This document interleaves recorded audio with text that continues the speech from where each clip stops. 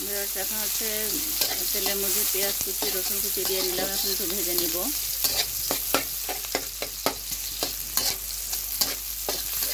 আসসালামু আলাইকুম viewers, welcome to my channel. কেমন আছেন আপনারা সবাই? দেশে এবং দেশের বাইরে যে যেখান থেকে আমার ভিডিও দেখছেন না কেন সবাইকে জানাচ্ছি সাজিয়াস ব্লগ চ্যানেলের স্বাগত।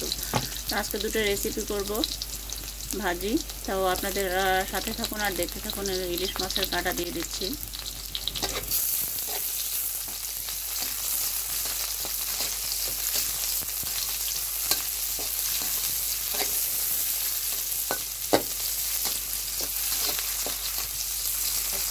একটু হলুদ দিয়ে দিলাম। এখন হচ্ছে মরিচ, কাঁচা মরিচ কুচি দিয়ে দিলাম ভিতরে। পরিমাণ মতো লবণ দিয়ে দিচ্ছি।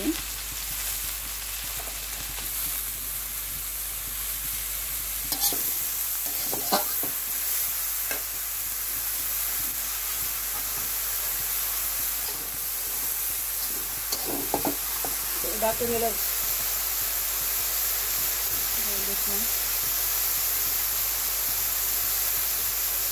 কাতলার মধ্যে কিন্তু চিংড়ি মাছ, ইলিশ মাছের কাঁটা এইসব দিলে কিন্তু খেতে খুবই ভালো লাগে।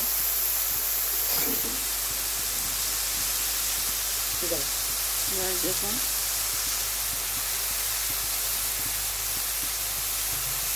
কাতলা ভাজিতে কিন্তু কখনো পানি দিতে হয় না, কারণ পানির মধ্যে থাকে, পানি বের হয় এমনিতে। আপনাদের কীভাবে কাতলাগুলো আস্ত ধুয়ে নিলে পানিটা কম বের হয়, তা নাহলে কিন্তু নরম হয়ে গেলে খেতে ভালো লাগে না।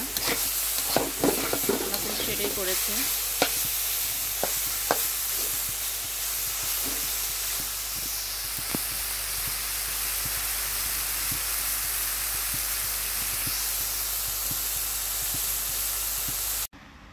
হ্যালো ভিউয়ার্স, দেখুন আমার শাপলা ভাজিটা হয়ে গেছে। আর একটা ভাজি করেছিলাম, সেটাও দেখাচ্ছি আপনাদের। এটা আমাদের হাতের লাগানো করলা গাছ, সেখানে 9টা করলা হয়েছিল, তো সেইগুলা আর হচ্ছে আলু ভাজি একসাথে দিয়ে ভাজিটা করেছি। তো এই ছিল আমার আজকের ভিডিও। আমার ভিডিওটা যদি আপনাদের কারো কাছে ভালো লেগে থাকে অবশ্যই একটা লাইক করবেন, কমেন্ট করবেন, শেয়ার করবেন, বন্ধুদের মাঝে ছড়িয়ে দেবেন এবং পাশে থাকা বেল বাটনটি প্রেস করে রাখবেন, কারণ হচ্ছে আমি যখনই নতুন নতুন ভিডিও আপলোড করবো না কেন আপনাদের কাছে যাতে পৌঁছে যায়। তো সে পর্যন্ত সবাই ভালো থাকুন, সুস্থ থাকুন। আল্লাহ হাফেজ। এবং অল টাইম নিত্য নতুন ভিডিও পেতে সাজিয়াস ব্লগ চ্যানেলের সঙ্গেই থাকুন।